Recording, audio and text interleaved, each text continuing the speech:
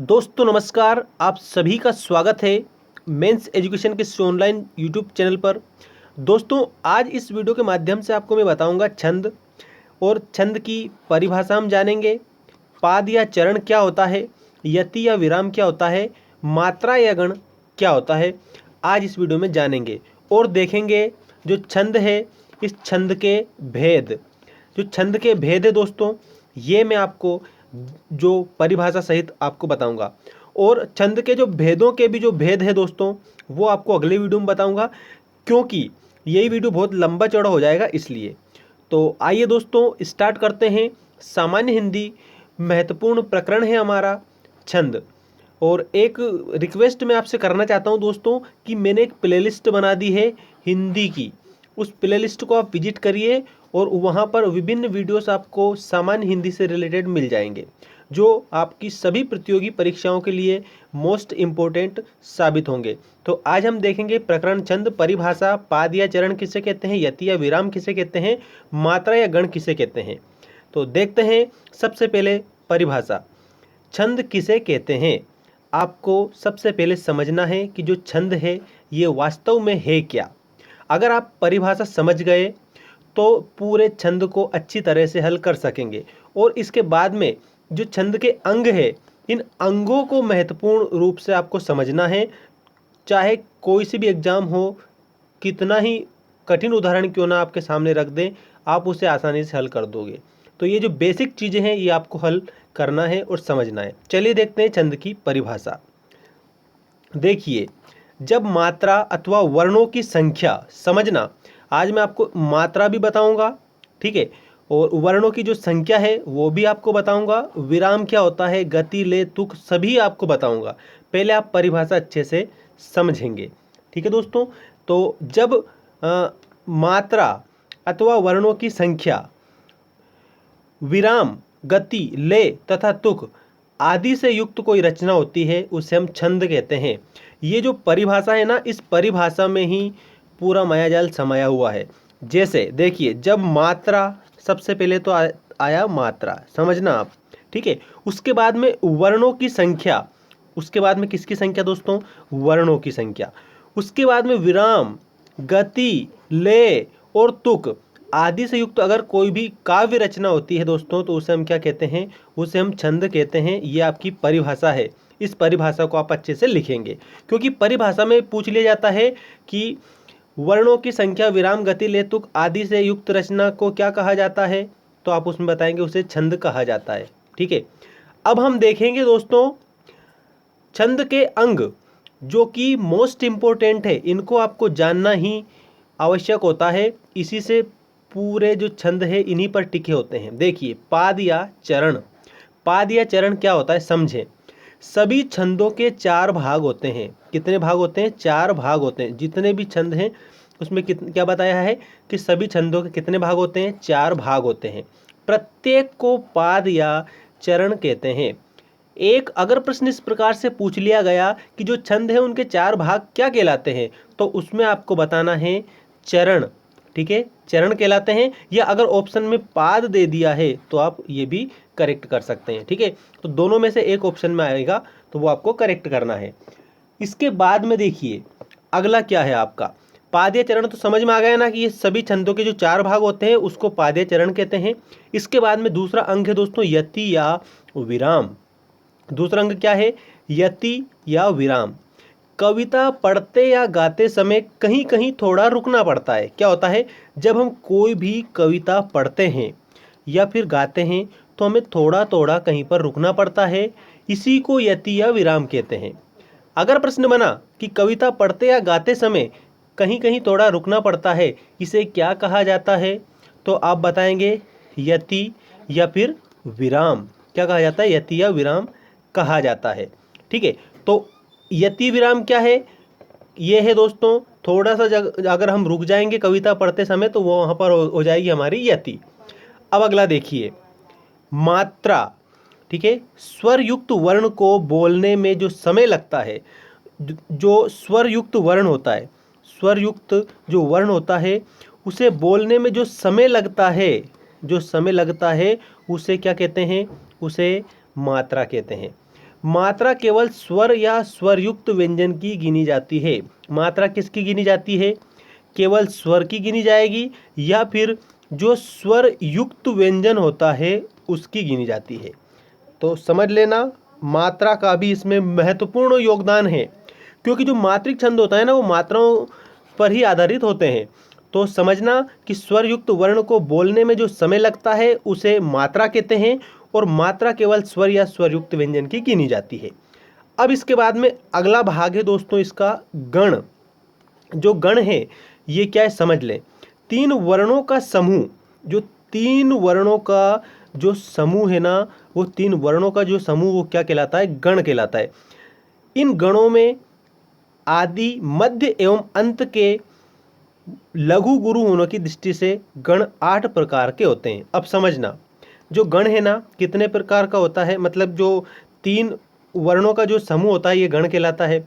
इन गणों में आदि, मध्य और अंत वर्ग के लघु गुरु होने की दृष्टि से गण 8 प्रकार के होते हैं। अब समझ लें कि लघु और गुरु क्या है। ठीक है, लघु गुरु भी समझ लेंगे आप अच्छे से। अब हम जानेंगे गण। जो ये 8 ही गण हैं, इन 8 ही गण को मैं आपको समझाऊंगा, और लघु क्या होता है, लघु क्या होता है वो भी बताऊंगा, और जो गुरु मात्रा क्या होती है वो भी मैं आपको बताऊंगा, और जो मात्रा है दोस्तों वो मात्राएं किस प्रकार से गिनते हैं हम ये भी आपको बताऊंगा। तो आइए देखते हैं गण। देखिए ये गण आपके सामने आ चुके हैं दोस्तों। ठीक है, गण 8 प्रकार के होते हैं। कितने हैं गण? तो आप बताएंगे कि जो गण हैं ये 8 हैं। कितने हैं? 8। अब 8 ही है, इनको एक सूत्र के द्वारा भी हम याद कर सकते हैं। वो सूत्र आप नोट कर लें। देखिए सूत्र क्या है, ये यमाता राजभान सलगा। ठीक है, ये आपका सूत्र है। इस तरह से आपको देखिए, या से यगण, मा से मगण, ता से तगण, रा से रगण, जा से जगण, भा से भगण और ना से नगण, सा से सगण।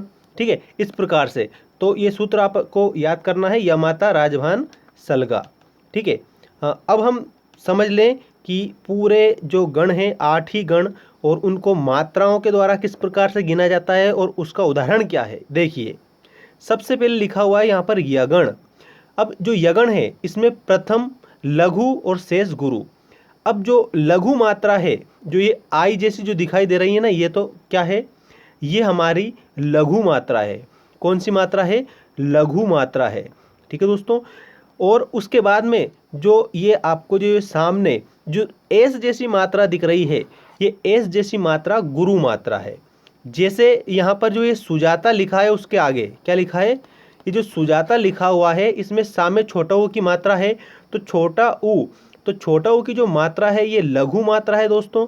और जो बड़ा आ की मात्रा लगी हुई है, जैसे जा में भी बड़ा आ की मात्रा लगी हुई है और ता में भी बड़ा आ की मात्रा लगी हुई है, तो जहाँ पर बड़ा आ की मात्रा आए, बड़ी ई की मात्रा आए, औ की मात्रा आए, ठीक है, तो वहाँ पर क्या होता है, वहाँ पर गुरु होता है, वो गुरु गिना जाता है, वो मात्रा गुरु मात्रा होती है दोस्तों।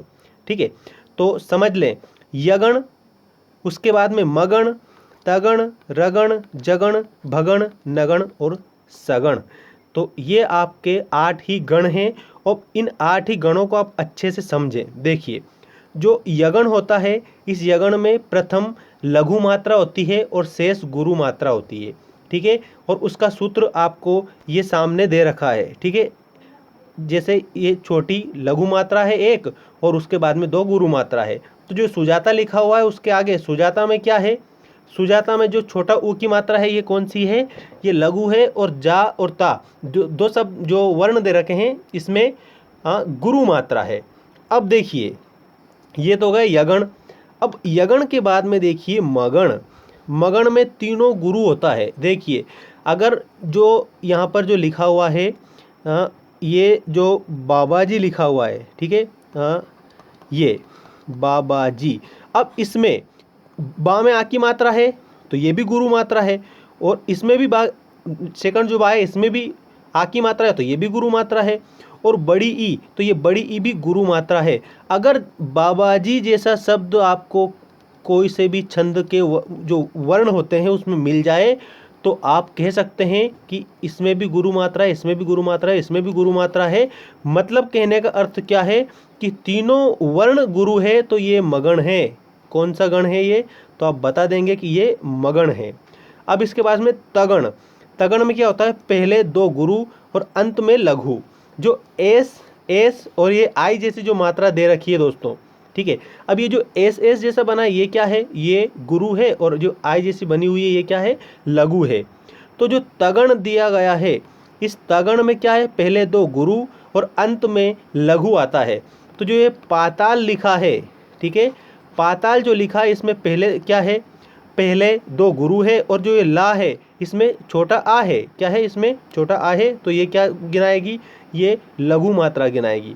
अब इसके बाद में अगला देखिए रगण। बीच का वर्ण लघु और शेष गुरु, ये इसका सूत्र है, ठीक है। अब ये जो बीच का वर्ण दिया है ये आई, ये क्या है, ये लघु है और शेष गुरु है।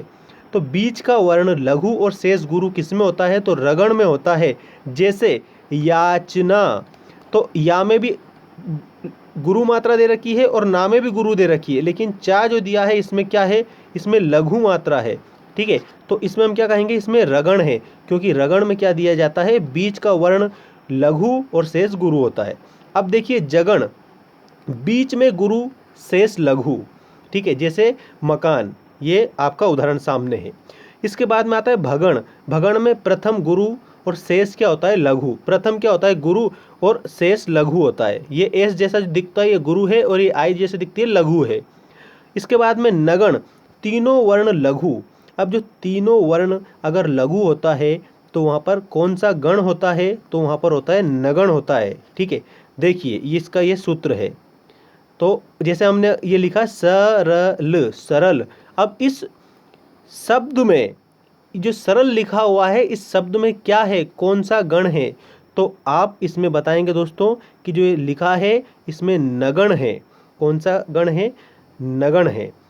अब जैसे यहाँ पर नरम, अगर नरम अगर हम लिखें तो भी आपको बताना है कि इसमें भी नगण है। क्या है, नगण है, क्योंकि इसमें तीनों वर्ण लघु है इसलिए। अब अगला देखिए सगण। जो सगण दिया गया है, इस सगण में क्या है, पहले दो लघु और अंत में गुरु। पहले दो क्या है, पहले दो लघु है और अंत में क्या है, दो गुरु है। सॉरी, अंत में क्या है, गुरु है, दो गुरु नहीं है, ओनली गुरु है, ठीक है।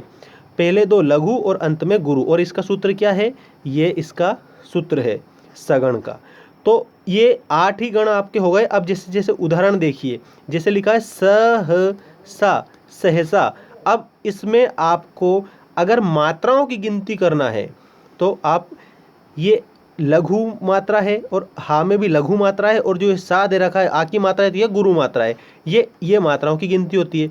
और वर्ण है, जो वर्ण आपके सामने है, स, ह और सा, ये वर्ण है दोस्तों। तो अब हम इसके बाद में देखेंगे कि जो छंद है इसके भेद कितने होते हैं, ठीक है। और छंद मुख्य रूप से इसके जो छंद हैं, जो 2 भेद होते हैं, और भेदों के भी भेद होते हैं, ये समझना। अब मुख्य रूप से जो छंद हैं इसके 2 भेद होते हैं। आइए देखते हैं दोनों भेद। और ये जो गण है, इस गण को याद करने का सूत्र है दोस्तों, यमाता राजभान सलगा। क्या है, यमाता राजभान सलगा, ये इसको याद करने का सूत्र है, ठीक है। अब देखते हैं छंद के भेद।